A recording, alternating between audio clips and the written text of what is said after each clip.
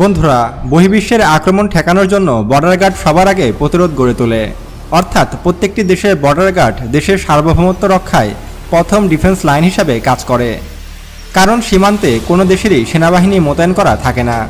সীমান্তে যুদ্ধ শুরু হলে সর্বপ্রথম তার মোকাবেলা করতে হয় বর্ডার গার্ডকেই, তারপর সেখানে সেনাবাহিনী যায়। তাই বলা যায় বর্ডার গার্ড অত্যন্ত গুরুত্বপূর্ণ একটি বাহিনী। আর আজকের ভিডিওতে আমরা জানব বাংলাদেশ বর্ডার গার্ড কতটা শক্তিশালী এবং সীমান্তে ভারতীয় বর্ডার গার্ড বিএসএফ ও মিয়ানমার বর্ডার গার্ড কেন বাংলাদেশ বর্ডার গার্ডকে ভয় পায় সে সম্পর্কে বিস্তারিত জানাবো এই ভিডিওতে।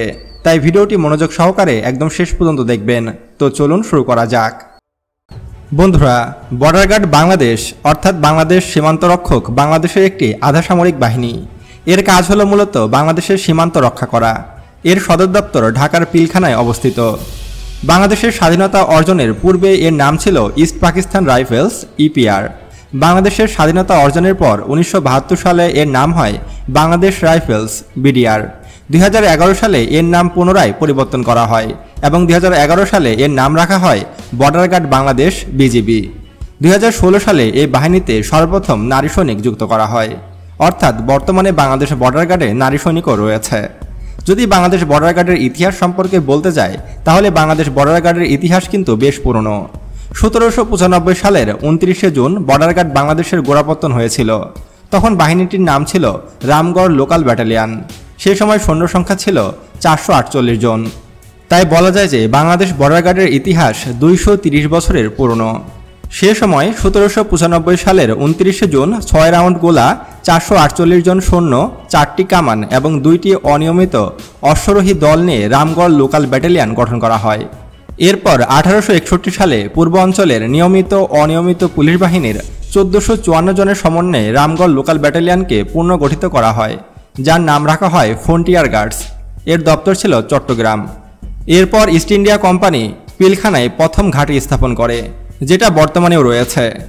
এরপর 1947 সালে ব্রিটিশ শাসন থেকে ভারত বিভাগের পর ইস্টার্ন ফ্রন্টিয়ার্স রাইফেলসের নাম পরিবর্তন করে রাখা হয় ইস্ট পাকিস্তান রাইফেলস। এর সংক্ষিপ্ত নামকরণ করা হয় ইপিআর। কলকাতা মেট্রোপলিটন আর্মড পুলিশের একটি দল এবং একটি বাঙালি ও পশ্চিম পাকিস্তানের 1000 সেনা এ বাহিনীতে যোগ দেয়। দক্ষ নেতৃত্ব ও দিক নির্দেশনার জন্য ইপিআরে সামরিক বাহিনী থেকে সেনা কর্মকর্তাদের নিয়োগ দেওয়া হয়। অর্থাৎ 1947 সাল থেকে বাংলাদেশ স্বাধীনের আগ পর্যন্ত 1971 সাল পর্যন্ত এই বাহিনীর নাম রাখা হয় ইপিআর, অর্থাৎ ইস্ট পাকিস্তান রাইফেলস। পরবর্তীতে দেশ স্বাধীন হওয়ার পর 1972 সালের 3 মার্চ ইপিআর বাহিনীকে পুনর্গঠন করে এর নাম রাখা হয় বাংলাদেশ রাইফেলস বিডিআর। 1980 সালের 3 মার্চ থেকে এ বাহিনীর স্বীকৃতি হিসাবে সরকার একে জাতীয় পতাকা প্রদান করে। 1997 সালের 16 মার্চ বিডিআর বাহিনীর জন্য 3 রঙের সংমিশ্রণে ছাপা কাপড়ের ইউনিফর্মের পরিবর্তন করা হয় এবং পরবর্তীতে শেখ হাসিনা ক্ষমতায় আসলে বাংলাদেশ রাইফেলসের নাম পরিবর্তন করে রাখা হয় বর্ডার গার্ড বাংলাদেশ এবং এখনও পর্যন্ত এ নামটি রয়েছে। বাংলাদেশ স্বাধীন হওয়ার পর থেকে বাংলাদেশ বর্ডার গার্ডের সাথে এ পর্যন্ত বেশ কয়েকবার ভারত ও মিয়ানমার যুদ্ধে জড়িয়েছে। সেসব যুদ্ধের কিছু ঘটনা আপনাদের সামনে তুলে ধরছি। বন্ধুরা, বাংলাদেশ স্বাধীন হওয়ার পর এ পর্যন্ত ভারতের সাথে আমাদের বেশ কয়েকবার সীমান্ত যুদ্ধ হয়েছে। এর মধ্যে উল্লেখযোগ্য হল 2001 সালের পাদোয়া যুদ্ধ। 2001 সালের এপ্রিল মাসের 3য় সপ্তাহে বাংলাদেশ রাইফেলস বর্তমান বিজিবি ও ভারতের বর্ডার সিকিউরিটি ফোর্স বিএসএফ এর মধ্যে সংঘর্ষ ঘটে। 2001 সালের 15 এবং 16 এপ্রিল সিলেট সীমান্তে পাদোয়ায় এবং 19 এপ্রিল পুনরায় পাদোয়া সীমান্তে ভারতীয় বিএসএফ এর সাথে বিডিআর এর সশস্ত্র সংঘর্ষ হয়। সেই যুদ্ধে বাংলাদেশ বর্ডার গার্ড কিন্তু সশস্ত্র বিজয় অর্জন করে। 1971 সালের পর থেকে বাংলাদেশের অধ্যুষিত এলাকায় পাদোয়ায় বিএসএফ নানা অবৈধ কর্মকাণ্ড চালিয়েছে বলে বাংলাদেশ অভিযোগ করে আসছিল। সর্বশেষ বিএসএফ সেখানে অবৈধভাবে রাস্তা নির্মাণের কাজ শুরু করে। অর্থাৎ বাংলাদেশ সীমান্তে পাদোয়া অঞ্চলে ভারতের বিএসএফ রাস্তা নির্মাণ করছিল, কিন্তু আন্তর্জাতিক আইন এবং ভারত বাংলার সীমান্ত চুক্তি অনুযায়ী সেখানে রাস্তা বানানোর আইন পরিপন্থী কাজ। বাংলাদেশ বারবার নিষেধ করলেও ভারতের বর্ডার গার্ড কখনোই তা মানেনি।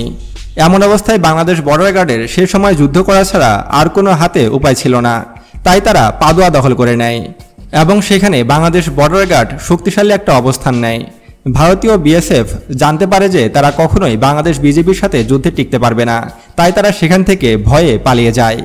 এরপর তারা আবার সেই এলাকা থেকে 800 কিলোমিটার দূরে 2001 সালের 18 এপ্রিল কুড়িগ্রামের রোমারিতে ভারত ও বাংলাদেশের মধ্যে আবারও যুদ্ধ ঘটে। এই যুদ্ধটি বড়াইবাড়ি যুদ্ধ নামে পরিচিত। এই যুদ্ধে 18 জন ভারতীয় সীমান্তরক্ষী বাহিনী মারা যায়। কুড়িগ্রামের রৌমারী সীমান্তের গ্রাম বড়াইবাড়িতে এই সংঘর্ষের পর বাংলাদেশ ভারত সম্পর্ক এক কঠিন সংকটের মধ্যে পড়ে যায়। ভোররাত থেকে যুদ্ধ শুরু হয়ে টানা 6 ঘন্টা যুদ্ধ চলার পর ভারতীয় বাহিনী পিছু হটে। আপনাদেরকে একটি কথা বলে রাখি, সে সময় 400 ভারতীয় বর্ডার গার্ডের বিপরীতে মাত্র 16 জন বাংলাদেশি বর্ডার গার্ড যুদ্ধ করছিল। ওই সময় দুই দেশের সীমান্তরক্ষী বাহিনীর উচ্চ পর্যায়ে জরুরি কথাবার্তা চলছিল, কিন্তু তাতেও সংঘর্ষ থামেনি। ভারতীয় সীমান্তরক্ষী বাহিনীর বহু সদস্য নিহত হওয়ার পরই কেবল তারা পিছু হটে। এ যুদ্ধে 3 জন বাংলাদেশি বিজিবি সদস্য মারা যায় এবং বিপরীতে ভারতের 18 জন সৈন্য মারা যায়। এরপর ভারতীয় বর্ডার গার্ড ভয়ে পিছু হটে এবং সে যুদ্ধেও বাংলাদেশ বর্ডার গার্ড জিতে যায়। এরপর 2005 সালে ভারতের সাথে আবারও বাংলাদেশ বর্ডার গার্ডের যুদ্ধ শুরু হয়। সেটা আখাউড়া যুদ্ধ নামে পরিচিত। 2005 সালের 16 এপ্রিল আখাউড়া উপজেলার বাংলাদেশ ভারত সীমান্তের হীরাপুর গ্রামের সীমান্ত পিলার 2022/3 এর নিকটে দুই দেশের মধ্যে সীমান্ত যুদ্ধ ঘটে। 20-25 জন সশস্ত্র বিএসএফ সদস্য, 70 থেকে 75 জন ভারতীয় নাগরিক সেদিন বাংলাদেশ সীমানার 300 গজ ভিতরে হীরাপুর গ্রামে প্রবেশ করে। বিএসএফ ও ভারতীয় নাগরিকরা হীরাপুর গ্রামে ব্যাপক লুটতরাজ শুরু করে। গ্রামবাসী বাধা দিলে বিএসএফ গুলি করে। তখন উপস্থিত বিডিআর সদস্যদের সাথে গ্রামবাসী বিএসএফের সাথে সম্মুখ সংঘর্ষে জড়িয়ে পড়ে। বিডিআর ও বিএসএফ এর মধ্যে সামনাসামনি প্রায় 4 থেকে 5 ঘন্টা তীব্রভাবে গুলি বিনিময় হয়। এই যুদ্ধে বিএসএফ এর কোম্পানি কমান্ডার শ্রী জীবন কুমার গুলিবদ্ধ হয়ে নিহত হয়। এছাড়া কনস্টেবল কে সুরেন্দ্রার গুলিবিদ্ধ হয়। শেষে বিএসএফ কোম্পানি কমান্ডারের লাশ ও আহত কনস্টেবলকে ফেলে রেখে ভারতের বিএসএফ বাংলাদেশ ছেড়ে পালিয়ে যায়। পরবর্তীতে গণপ্রজাতন্ত্রী বাংলাদেশ সরকার বীরত্বপূর্ণ কাজের স্বীকৃতিস্বরূপ 2 জনকে বাংলাদেশ রাইফেলস পদক, 3 জনকে প্রেসিডেন্ট রাইফেলস পদক খেতাবে ভূষিত করেন। এটি হলো বিডিআরের সর্বোচ্চ সম্মান পদক। এছাড়া 8 জনকে ডিজির কমেন্ডেশন মেডেল প্রদান করা হয়। অর্থাৎ এ পর্যন্ত আমাদের ভারতের সাথে 3 বার যুদ্ধ লেগেছে সীমান্তে, আর 3 বারই বাংলাদেশ বর্ডার গার্ড যুদ্ধে জয়লাভ করেছে। কোনোবারই ভারতীয় বর্ডার গার্ড বাংলাদেশের সাথে পারেনি, আর ইনশাআল্লাহ ভবিষ্যতেও কোনো যুদ্ধে ভারত আমাদের সাথে পারবে না। বন্ধুরা, এবার যদি মিয়ানমারের কথা বলি, তাহলে মিয়ানমারকে আরও বড় রকমের শিক্ষা দিয়েছিল বাংলাদেশ বর্ডার গার্ড বিজিবি। চলুন সেই ইতিহাসটি জেনে আসি। বন্ধুরা, বাংলাদেশ বর্ডার গার্ড ও মিয়ানমার সীমান্তরক্ষী বাহিনী ও সেনাবাহিনীর সাথে বাংলাদেশের যে যুদ্ধটি হয়েছিল সেটি নাপ যুদ্ধ নামে পরিচিত। নাপ যুদ্ধ 2000 সালের 8ই জানুয়ারিতে বাংলাদেশ রাইফেলস, বর্তমান বর্ডার গার্ড বাংলাদেশ ও বার্মা সীমান্তরক্ষী বাহিনীর মধ্যে সংঘটিত একটি যুদ্ধ। এই যুদ্ধটি 3 দিন স্থায়ী হয়। বাংলাদেশের সীমান্তরক্ষী বাহিনী বাংলাদেশ রাইফেলসের 2500 জন সৈনিকের বিপক্ষে মিয়ানমারের তৎকালীন বার্মার 25,000 সৈন্য যুদ্ধ করেছিল। মূল যুদ্ধ শুরু হয়েছিল 2000 সালের 8 জানুয়ারি দুপুর 2:30টার সময়। জেনারেল ফজলুর রহমান সেই দিন নিয়মিত সীমান্ত পরিদর্শনের অংশ হিসাবে দিনাজপুরে অবস্থান করছিলেন। সেখান থেকেই তিনি বিসমিল্লা বলে একটি কোড ওয়ার্ডের মাধ্যমে অপারেশন শুরুর আদেশ দেন। অর্থাৎ সে সময় বিডিআরের মূল কোডটি ছিল বিসমিল্লা। তিনি বিসমিল্লা বলে অপারেশন শুরু করেন। যুদ্ধ সংঘটিত হয়েছিল টেকনামের হোয়াইইং ইউনিয়নের তোতার দ্বীপ সংলগ্ন অঞ্চলে। এখানে নাপ নদীর একটি বাঁকের সামনে প্রথম গুলি করে বিডিআর। অতর্কিত হামলায় মিয়ানমারের প্রায় 6 শতাধিক সৈন্য ও বাঁধ নির্মাণের শ্রমিক নিহত হয়। যুদ্ধে বার্মার সেনা সমাবেশ ও হতাহতের খবর গোয়েন্দা সূত্রে প্রাপ্ত। যুদ্ধের কিছু আগেই বেশ কিছু গোয়েন্দাকে বার্মায় পাঠিয়ে দেওয়া হয়েছিল তথ্য সংগ্রহের জন্য। বাংলাদেশি গোয়েন্দারা সে সময় মিয়ানমারে ঢুকে জানতে পারে যে মিয়ানমার প্রায় 25,000 সৈন্য সেখানে উপস্থিত করেছে। অর্থাৎ তারা 25,000 সৈন্য একত্রে বাংলাদেশে হামলা করবে। এই তথ্য পেয়ে বাংলাদেশ বর্ডার গার্ড বুঝতে পারে যে তাদের সামনে বিপদ অবস্থান করছে এবং মাত্র 2500 জন সৈন্য নিয়ে, তাও আবার শুধুমাত্র বিডিআরের সৈন্য নিয়ে মিয়ানমার সেনাবাহিনী, নৌবাহিনী এবং মিয়ানমার বর্ডার গার্ডকে একা মোকাবেলা করা সম্ভব হবে না। তাই এখানে কৌশলী পদক্ষেপ নেয় Bangladesh border guard. Bangladesh border guard চিন্তা করে তারাই সর্বপ্রথম হামলা করবে এবং মিয়ানমার কিছু বুঝে ওঠার আগেই তাদেরকে উচিত শিক্ষা দিয়ে দেবে। যেমন বলা তেমন কাজ, বিসমিল্লা বলে যুদ্ধ শুরু হয় এবং এই যুদ্ধে বর্ডার গার্ডের 2500 জন সৈন্য লড়াই করছিল 25,000-এর বিশাল বাহিনীর সঙ্গে। যেহেতু বাংলাদেশ বর্ডার গার্ড প্রথম আক্রমণ শুরু করে, সেহেতু তারা কিছু বুঝে ওঠার আগেই যুদ্ধে হার মেনে নিতে হয় এবং মাত্র কয়েক ঘন্টার যুদ্ধেই মিয়ানমারের প্রায় 600 জন সৈন্য মারা যায়। বিপরীতে বাংলাদেশের একজন বর্ডার গার্ডও মারা যায়নি। 600 জন সৈন্য মারা যাওয়াতে মিয়ানমার সেনাবাহিনীর মনোবল দুর্বল হয়ে পড়ে এবং তারা যুদ্ধে আত্মসমর্পণ করে। কিন্তু মজার বিষয়টি হলো সে সময় কিন্তু বাংলাদেশ সেনাবাহিনীর বহর তখনও যুদ্ধক্ষেত্রে পৌঁছায়নি। বাংলাদেশ সেনাবাহিনী পৌঁছানোর আগেই বাংলাদেশ বর্ডার গার্ডই যুদ্ধে জয়লাভ করে ফেলে এবং বাংলাদেশের এই বিশাল জয়ের পরে মিয়ানমার ভুল করেও আর কখনো এই নাপ নদীর দিকে তাকায়নি এবং বাংলাদেশের সাথে যুদ্ধে জড়ানোর মতো কোনো রকম পদক্ষেপও নেয়নি। অর্থাৎ এই পর্যন্ত ভারত ও মিয়ানমারের সাথে যতবার আমাদের সীমান্ত যুদ্ধ হয়েছে প্রত্যেকবারই বাংলাদেশ বর্ডার গার্ড জয়লাভ করেছে। বন্ধুরা, এবার আমরা জানব বাংলাদেশ বর্ডার গার্ড কী কী অস্ত্রশস্ত্র ব্যবহার করে সেই সম্পর্কে। বন্ধুরা, বাংলাদেশ বর্ডার গার্ডের প্রধান অস্ত্র হল assault rifles. Bangladesh border guard মূলত দুই ধরনের অ্যাসল্ট রাইফেল ব্যবহার করে। একটি হলো BD-8 অ্যাসল্ট রাইফেলস, যেটি কিন্তু বাংলাদেশ নিজেই তৈরি করে থাকে, এবং আরেকটি হলো টাইপ 56 অ্যাসল্ট রাইফেল, যেটা কিন্তু বাংলাদেশ নিজেও তৈরি করে থাকে। এটি মূলত গণচীনে নির্মিত টাইপ 56 রাইফেলসের লাইসেন্স নিয়ে বাংলাদেশ সমরাস্ত্র কারখানায় উৎপাদিত একটি অস্ত্র।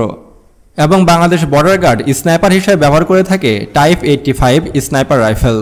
এটি মূলত চীনের তৈরি টাইপ 85 এর বাংলাদেশি ভার্সন।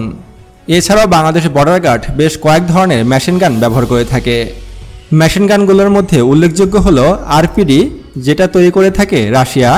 এছাড়া রয়েছে BD-14, BD-15, টাইপ 67, রেইনমেটাল MG3, যেটা জার্মানির তৈরি, এবং টাইপ 54, যেটা গণচীনের তৈরি। এই মোট 6 ধরনের মেশিন গান ব্যবহার করে থাকে বাংলাদেশ বর্ডার গার্ড। এছাড়াও বেশ কয়েক ধরনের গ্রেনেড ব্যবহার করে থাকে বাংলাদেশ বর্ডার গার্ড। এবং Bangladesh border guard BGB mortar হিসেবে ব্যবহার করে টাইপ 63-1, BOF-26-1 এবং BOF, যেটি বাংলাদেশের তৈরি। এই সকল মর্টার ব্যবহার করে বাংলাদেশ বর্ডার গার্ড। এছাড়াও ট্যাঙ্ক বিধ্বংসী অস্ত্র রয়েছে বাংলাদেশ বর্ডার গার্ডের কাছে। এর মধ্যে উল্লেখযোগ্য হলো M20, টাইপ 69, RK-3 স্ট্রাকার।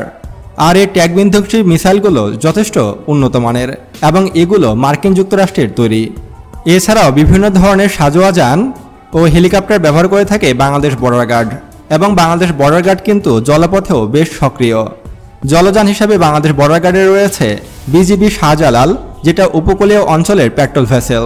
এছাড়াও রয়েছে সিলভার কাপ 40টি, হাই স্পিড ইন্টারসেপ্টর ভেসেল 4টি, হাই স্পিড পেট্রোল ভেসেলস 50টি, হাই স্পিড পেট্রোল বোট 50টি, হাই স্পিড পেট্রোল বোট 250টি, ভাসমান সীমান্ত ফাঁড়ি 2টি এবং পেট্রোল ভেসেলস রয়েছে আরও 300টি। তাই বলা যায় যে জলপথেও যথেষ্ট শক্তিশালী বাংলাদেশ বর্ডার গার্ড।